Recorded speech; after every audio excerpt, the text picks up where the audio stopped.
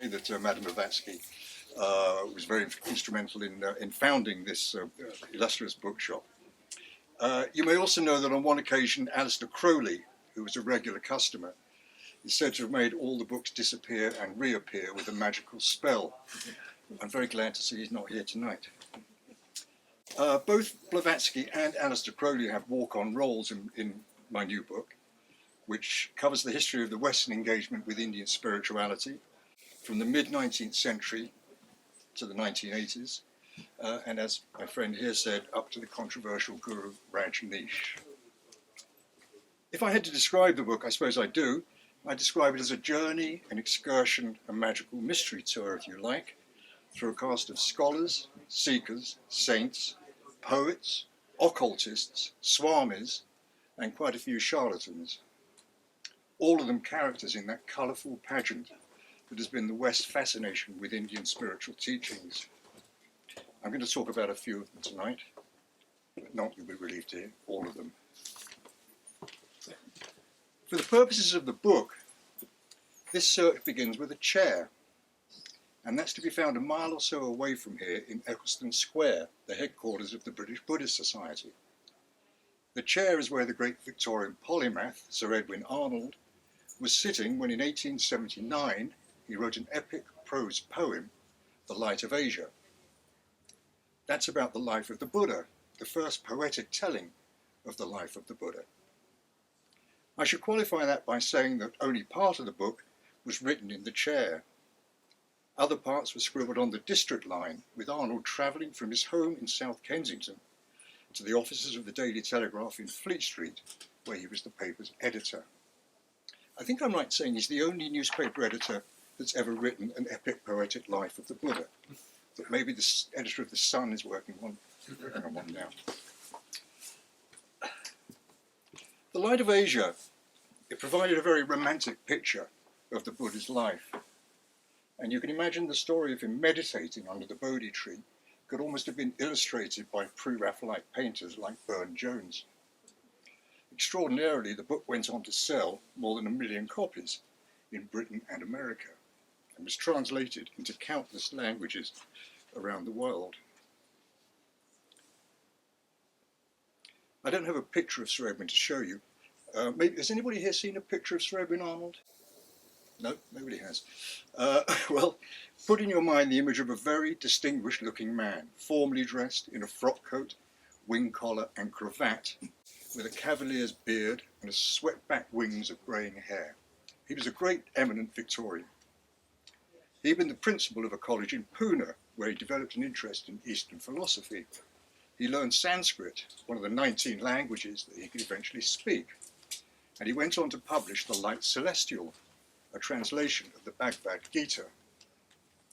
Mahatma Gandhi was a great fan, and he would credit Arnold with introducing him to his own religion's most sacred text. Another enthusiast was Alan Bennett, a friend of Aleister Crowley's, who read The Light of Asia as a young man and went on to become the first Englishman to become a Buddhist monk in Burma, taking the name Ananda Mataya.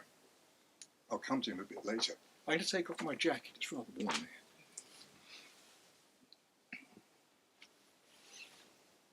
Excuse me.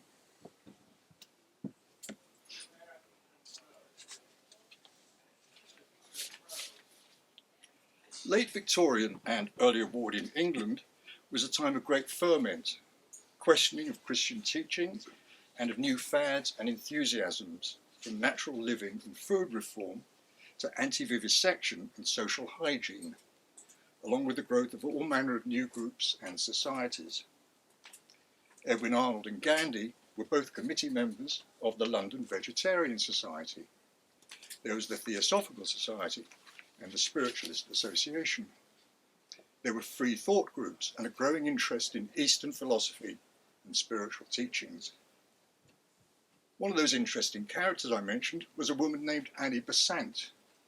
She was a Fabian, a feminist and a free thinker, who was threatened with prison after publishing a pamphlet on birth control, and who in 1888 helped to organise the strike of the women workers at the Bryant and May matchstick factory in the East End. That was one of the first trade union actions in Britain.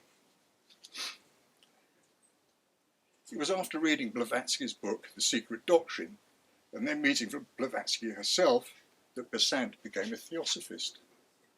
When Blavatsky died, she became president of the Theosophical Society and was instrumental in bringing forward Krishnamurti, who arrived in London in 1911. He was promoted as the new messiah of the age. His greatest supporter was Lady Emily Lutyens. Do we know about Lady Emily Lutyens? The wife of Lutyens, the architect? The wife of Lutyens, the architect, indeed. Lutyens was the eminent architect of the day, designed the cenotaph, of course. And Emily became obsessed with Krishnamurti, and her devotion to him, as much emotional as spiritual, almost destroyed her marriage. Krishnamurti, of course, rejected the attempts to bring him forward as the world teacher, turning his back on theosophy in 1925, declaring the truth is a pathless land. Another man who sums up this spirit of inquiry is Paul Brunton, who in 1934 published a book, A Search in Secret India. I guess you could call Brunton the first spiritual tourist. I wrote a book of that title, but he got there first. He was born in the East End of London, the son of a bootmaker in 1898, a year after Watkins founded this bookshop.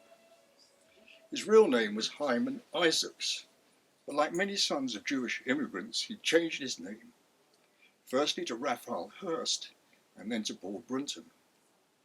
He served in the First World War, then became a member of the Theosophical Society and the Spiritualist Association. Moving in Bohemian circles, he opened a bookshop, not this one, and wrote for occult magazines. In 1930, he went to India in search of a guru, and it was there he met Meher Baba. Brunton wasn't much impressed with Meher. He was in search of miracles, and Meher failed to provide him any. Instead, he asked Brunton to go back to the West and spread the word of Meher as the coming world saviour, which Brunton was very reluctant to do. He did, however, devote a couple of chapters in A Search in Secret India to Meher, but by the time that book was published, Meher had already come to the West. If he's known at all now, Meher Baba is probably best known as the guru of Pete Townsend of The Who. And Pete Townsend was partly inspired in writing the pop opera Tommy by Meher Baba, the deaf, dumb and blind boy. Blind, but he had taken a vow of silence, communicating only by spelling out words on an alphabet board.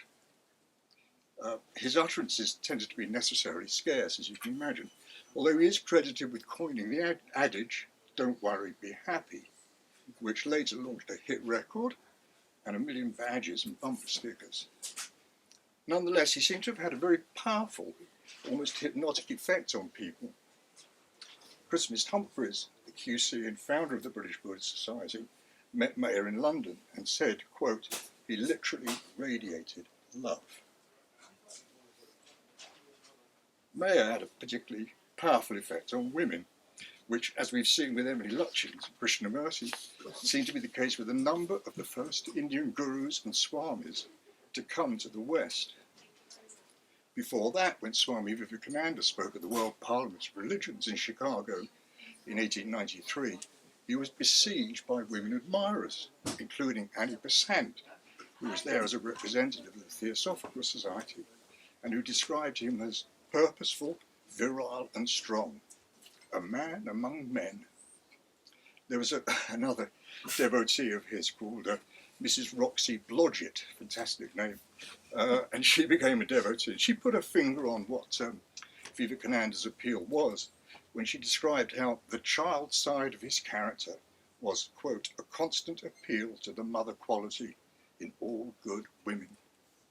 I think there was something going on that wasn't altogether spiritual with this.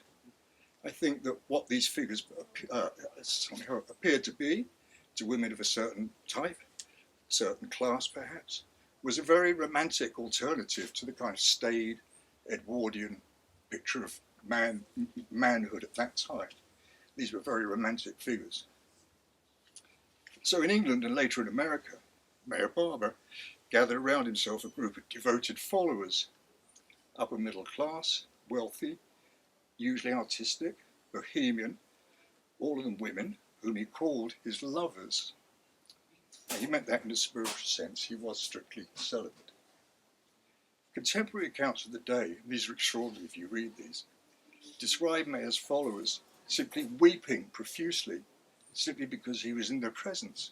I mean, it's extraordinary to imagine that on meeting him, sophisticated, intelligent people would just burst into tears. This is the effect that he seemed to have on people. When he arrived in America in 1932, the newspapers greeted him with a mixture of bemusement, skepticism, and more than a tinge of racism. The Milwaukee Sentinel, I'm sure we're all devoted readers of the Milwaukee Sentinel, a publication more accustomed to reporting on dairy yields and beer sales, wrote, "The ignorant, simple-minded natives of India are greatly impressed by holy men, and it is expected that the credulous-minded in America will chip in liberally when those who are promoting the holy man pass around the hat. But when it comes to performing miracles, men of science or real intelligence will want it to be shown." Now, despite newspaper reports like this, Mayer actually became a big hit in Hollywood. Mary Pickford and Douglas Fairbanks, who were the movie colony's most glamorous power couple, threw a grand party for him that all of Hollywood society attended. He was fascinated by films. He particularly loved silent comedies, when he was taken around the studios meeting Gary Cooper, Marlene Dietrich, and Tallulah Bankhead. There's a fantastic picture, actually, I wish I could have got it for the book, which shows Mayer meeting Tallulah Bankhead. And Tallulah Bankhead had a reputation as being sexually voracious. I think we can say that quite candidly. And Mayer is there immaculate in a white suit with long flowing black hair. And he's holding his alphabet board. And Tallulah Bankhead is looking at him. And if eyes could devour, she is devouring Mayer Barber. And he is pointing at the alphabet board. It looks as if he's pointing at the letter N. And I'm guessing he's saying, "No way, buddy." Maybe that's not altogether the case was. His connection to Garbo was actually was a fascinating woman named Mercedes D'Acosta. She was a Hollywood screenwriter, a highly exotic figure, a lesbian who'd had affairs with Dietrich, Pola Negri, and numerous others. She claimed that she could take any woman from any man. Again, look at pictures of Mercedes D'Acosta. She really is an exotic-looking figure. She was obsessed with Garbo, and they were lovers for a while. Mercedes was introduced to Mayer at a time when she was in despair over her affair with Garbo, and he became half guru, half relationship counsellor. Mayer was desperate to have a film made about himself, and he wanted Mercedes to write the script. He also wanted her to introduce him to Garbo. I think that was really what he wanted from it. He wanted to meet Greta Garbo at almost any cost. But in the end, that never happened, nor did Mercedes write the script. Disillusioned, she travelled to India, where she became a devotee of another guru, Ramana Maharshi, who I think among all the gurus I talk about in the book, along with Ramakrishna, seems to be the closest to being a genuine saint. What's interesting to me is that Pete Townsend never met or saw Mayer Barber, who died in 1968. Townsend was very much part of the generation who had come to Eastern religion via a familiar route at that time, from the Beats and Jack Kerouac, through Alan Watts to the Beatles and the Maharishi. I don't think we can underestimate, too, the role that drugs played in turning a generation towards the East. And one of the principal conduits to the drug culture for the Beatles was Timothy Leary, the man who urged the world to turn on, tune in, drop out.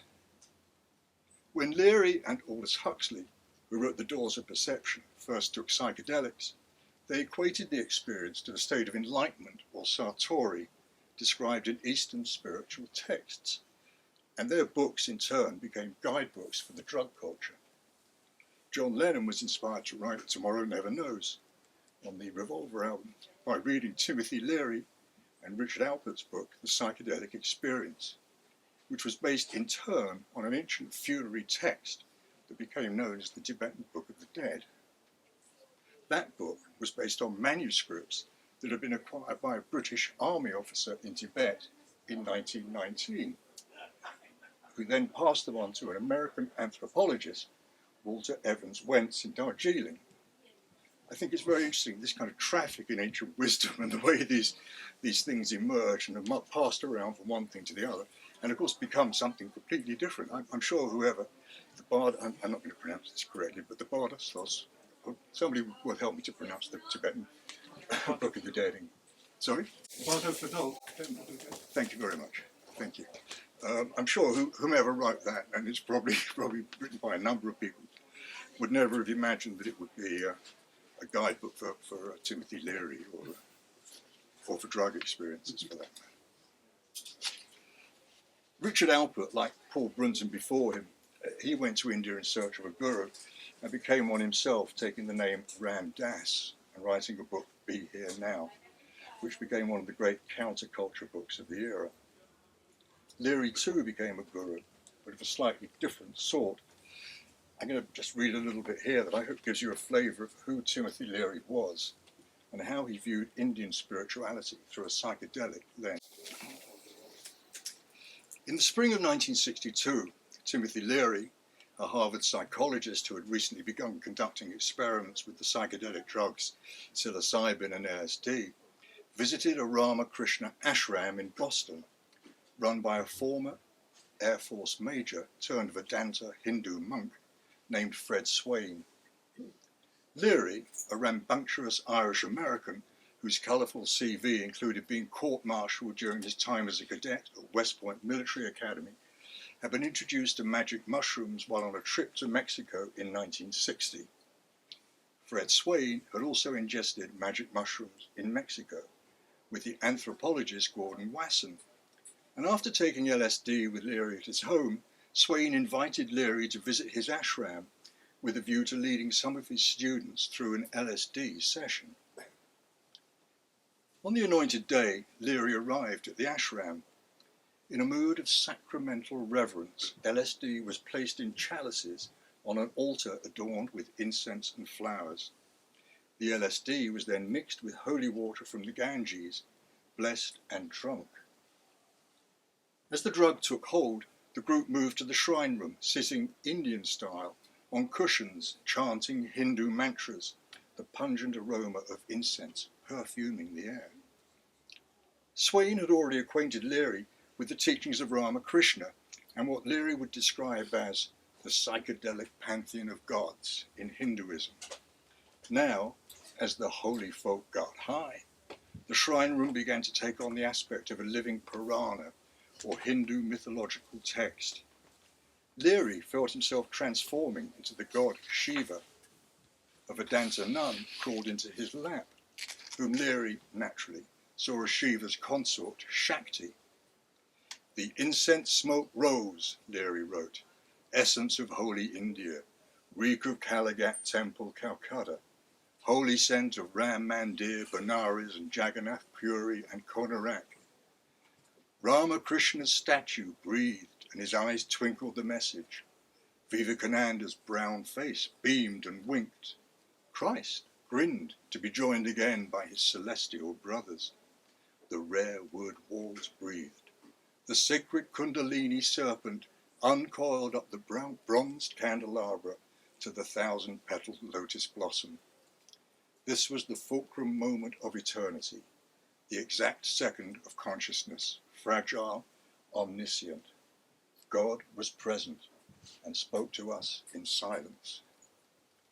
I'm not sure if anyone ever accused Leary of writing in purple prose, but it certainly has an effect.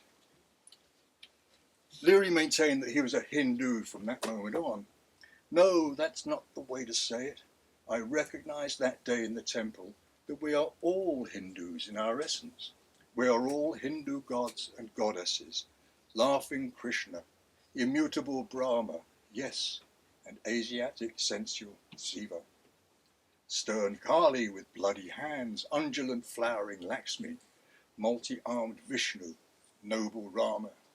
That day in the temple I discovered my Hindu-ness. For Timothy Leary, that slow, invisible process of becoming a guru, a holy man, as he put it, had begun. There's a postscript to John Lennon that I'd like to conclude with. The cover of the Beatles' most famous album, Sgt. Pepper, features a collage of different characters chosen by the Beatles themselves. The 2 or 3 Indian gurus that are on the cover were naturally the choice of George Harrison. Among John Lennon's choices was Aleister Crowley. Crowley was a notorious figure, as I'm sure many of you know, in the 1920s and 30s, described by the tabloid press of the day as the wickedest man in the world, with lurid stories of sex magic and animal sacrifice. Although in his defence, his friend Gerald York wrote that Crowley, I quote, only sacrificed a few sparrows, 2 pigeons, a cat, a goat, and a toad. And of these, the cat and goat were extemporized by request. I'd like to reassure you all that no cats, goats or toads were sacrificed in the writing of this book. There's an irony, perhaps, that the person, the wickedest man in the world, most admired, whom everyone who met him regarded as the most noble. And in a way, I think their friendship is, to me, much more interesting than Crowley himself. The friend was a man named Alan Bennett, and Crowley met Bennett in 1898, when both were members of the occult group, the Hermetic Order of the Golden Dawn, where Bennett, although he was only 24 or 25 at the time, was recognized as an expert practitioner of ritual magic. They became friends, and Crowley, who lived off a generous family inheritance, supported Bennett for a while. Throughout his life, Bennett was plagued by illness, in particular asthma, as well as poverty.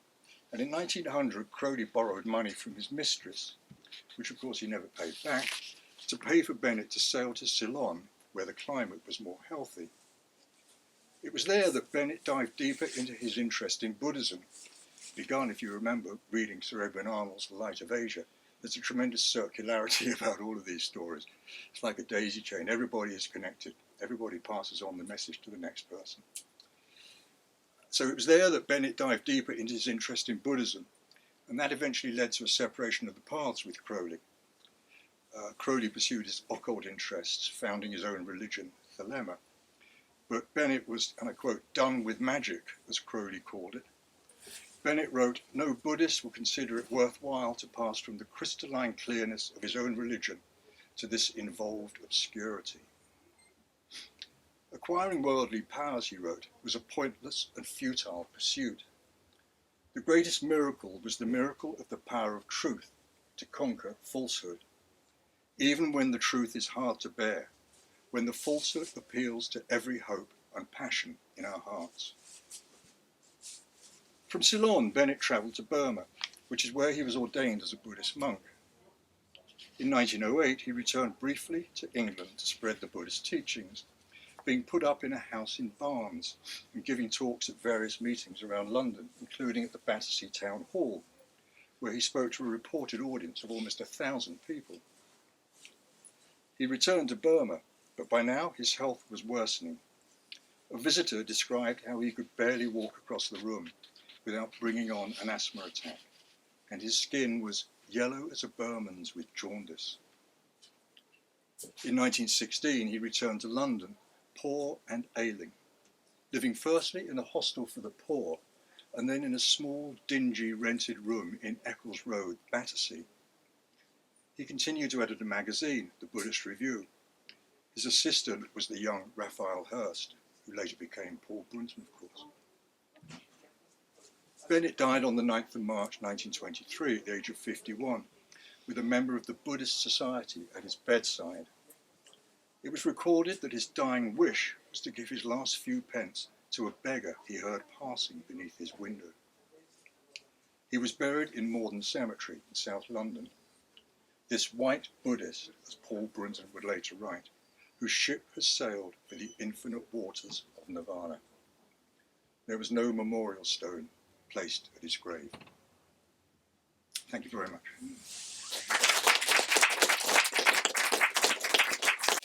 Yeah, I was very intrigued by Mayor Barber.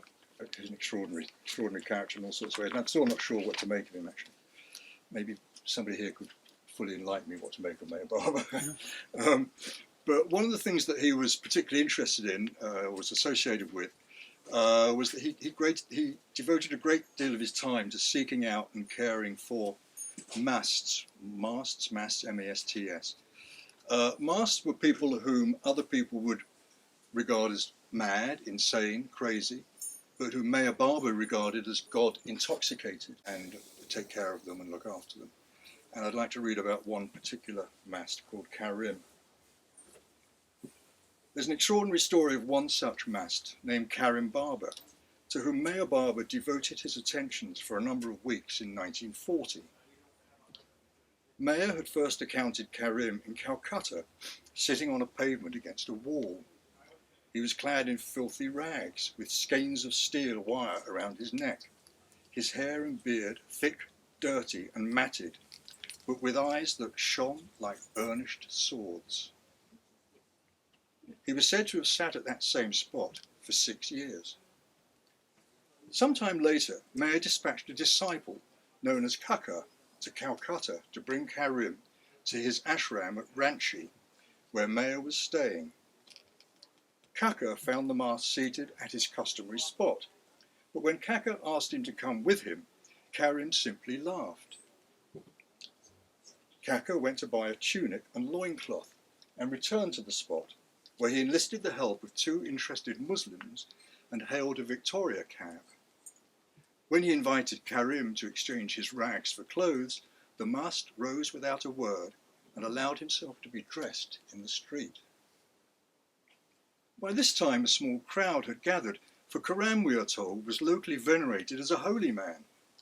Kaka feared a disturbance, but the master allowed himself to be led to the cab and carried to the railway station. There Kaka found a 3rd-class compartment and installed his prize. As the train was leaving, Karim spoke for the first time, saying, "The ticket is taken and the train has started." But he soon became restless, putting one leg out of the window and saying nothing.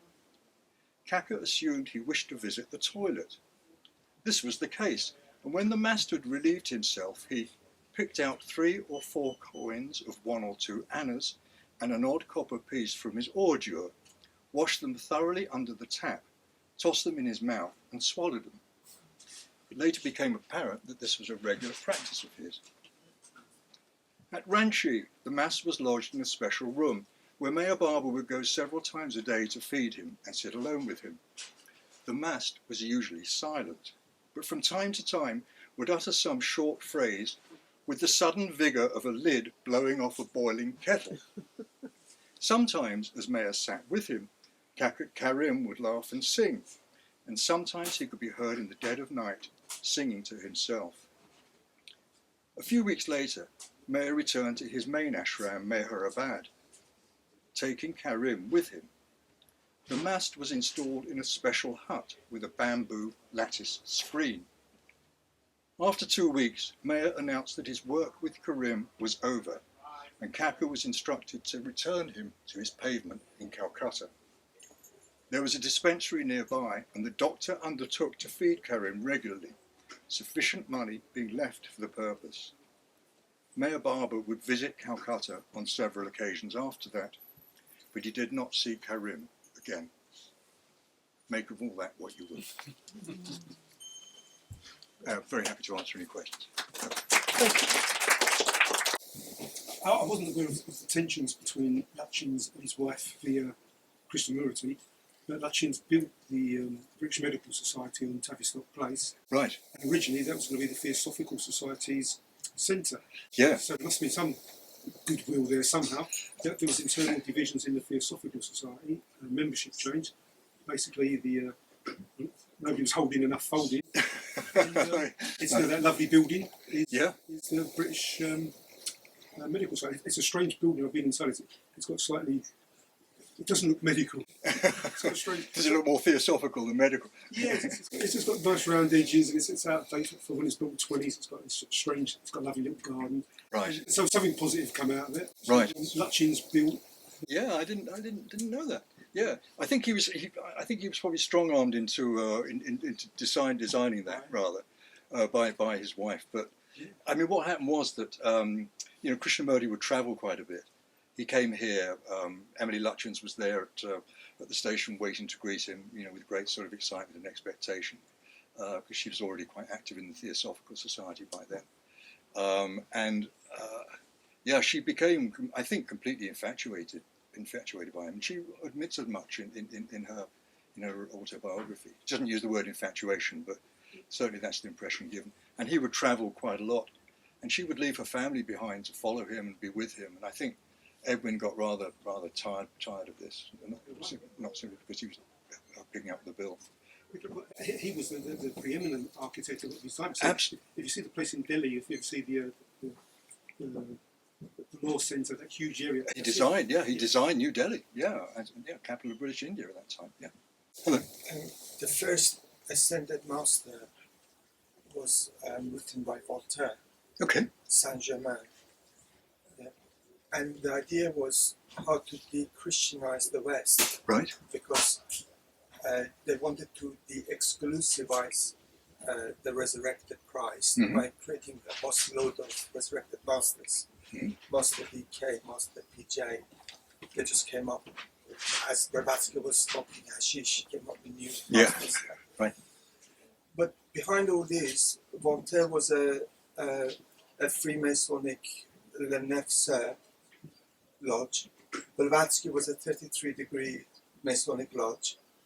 Annie Besant parades herself in a Masonic regalia very proudly. Krishnamurti was funded by the Order of the Star, which is a Masonic lodge. And if you go across to Covent Garden, you see the £100 million temple with Zeus and Allah and Lucifer, they're one of their favorite gods. So the question is that these movements were funded, including the OTO, the Crowley meeting Aldous Huxley, giving him peyote to create this 60s movement. This is all masterminded, funded, with a purpose behind it. So, there's an elephant in the room. Yeah, I mean, I don't know about the Ascended Masters as you do, but certainly the Order of the Golden Dawn was founded by people in a Masonic lodge. So I mean, there was a very clear, very clear relationship there. The magazine of the Masonic lodge was called The New Age. Okay, That's very what it was called. prescient. Yeah, thank you. Yeah, there's a gentleman here. Thank you very much for your talk. I really appreciate it. Thank you. My question is on the topic of controversial gurus. Okay. So 20 years ago, you published a book called The Dance of 17 Lives, Yes. which is about a Tibetan guru called Karmapa. Yes. Which I found, in my opinion, rather fawning account of this guru. Okay. Now, in light of a recent Canadian court case, which you may have heard of, in which the Karmapa agreed to a multi-million-dollar settlement with a woman who'd accused him, alleged that he had sexually assaulted and impregnated her, something, by the way, which he never publicly denied. Have you revised your opinion on Karmapa? I think that's. I mean, I'm aware of that case. I can only judge people as I find them, really. And I met the Karmapa on several occasions. Met many people around him. I think that controversy is so. I mean, the controversy around the Karmapa is so complex. No, I don't think I've revised my opinion of him because I'm not altogether sure how much I trust the accounts that have been published of that. I mean, the counter argument is that woman was a plant basically by the Chinese in order to discredit the Karmapa. So, I can't really comment on that. I mean, I think it goes to a wider question, doesn't it? Really, about what you might call Shangri-La syndrome, and that I think is something which is characterises so much of the West's engagement with gurus over probably since the time that I, going back to the very first moment that I mentioned in the book. I've written about, I mean, I'm disappointed you found it fawning. It's supposed to be just objective. I'm a journalist, I'm not a devotee, I'm not a Buddhist. But I've written fairly extensively about scandals with gurus. I've written extensively about Sai Baba, scandals surrounding Sai Baba. I've written extensively about the scandals surrounding Sogyal Rinpoche. Written 2 very, very long pieces in the Telegraph magazine about that. I think I was the first person in Britain to write about that. So I definitely don't have a fawning attitude to any kind of teachers or leaders or whatever. And I think it is a very complex and controversial subject. Any other questions? Yes, ma'am. Probably the difference between charlatans and Swans. yeah, the sort of genuine. Yeah. If you were to pick out 1 or 2 that you really think, yes, ultimate truth and ability to communicate that, who would you recommend from all your? Oh God, I'm not in the business of recommending teachers, I'm afraid. That's way beyond my pay grade.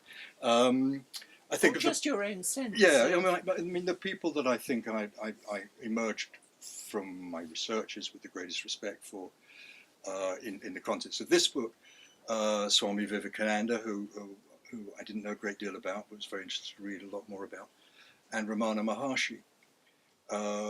And the person who, and this might upset some people, but the person I think was probably closest to a charlatan was Rajneesh, who is obviously a very controversial figure.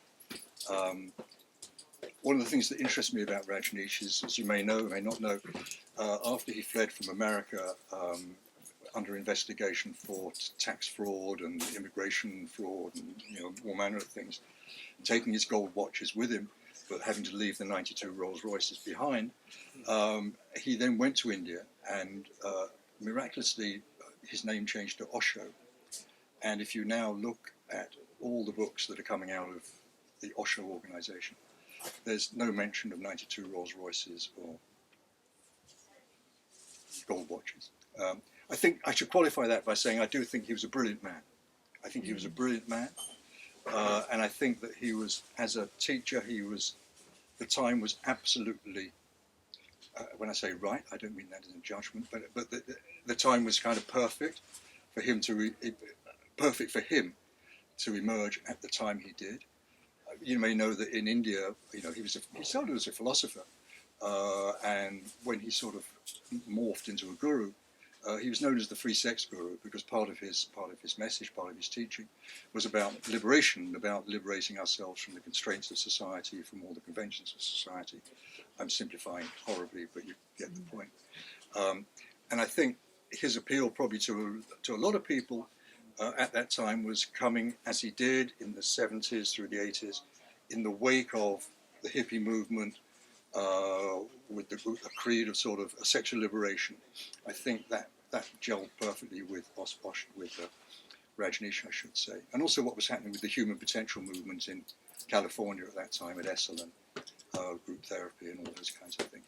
So he's a fascinating, don't get me wrong, he's a fascinating character. Perhaps he's not a charlatan, perhaps I'm being unkind in calling him a charlatan, but I think he was, and this is something that I think often happens, I think he was corrupted by his following, and I think that happens with gurus, and I think you could say the worst thing for a guru is to have a following, but then that's a paradox.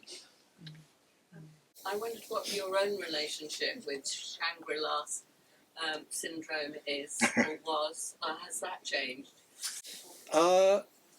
Yeah, I mean, my interest in all this began, when I was late teenage years, reading Jack Kerouac and reading Alan Watts and, the Beatles, the Maharishi, that turned my attention to the East. I didn't actually go to India at that time. I wasn't in the VW combi van that our friend mentioned at the beginning of I went to America. But, and I suppose I might have had a slightly kind of starry-eyed view of that. But I'm not, I have to say, I'm not a joiner of anything, really. I have a very good friend of mine went off and became a devotee of Sai Baba, and continues to be a devotee of Sai Baba. despite everything that's revealed as Sai Baba. I think that's interesting, that people who, and this happens very often, doesn't it, that when gurus are revealed to have feet of clay rather than feet of gold, some followers have so much invested in them that they can't possibly accept the truth. And I think that's true of Soga Rinpoche. You know, there are still people who would say that Soga Rinpoche was, and he was an interesting teacher, but he wasn't an exemplar of ethics and morality, you know. But there are people who will deny that, who will cling to the belief because it's so important to their own self-esteem. I mean, that's happening with Dr.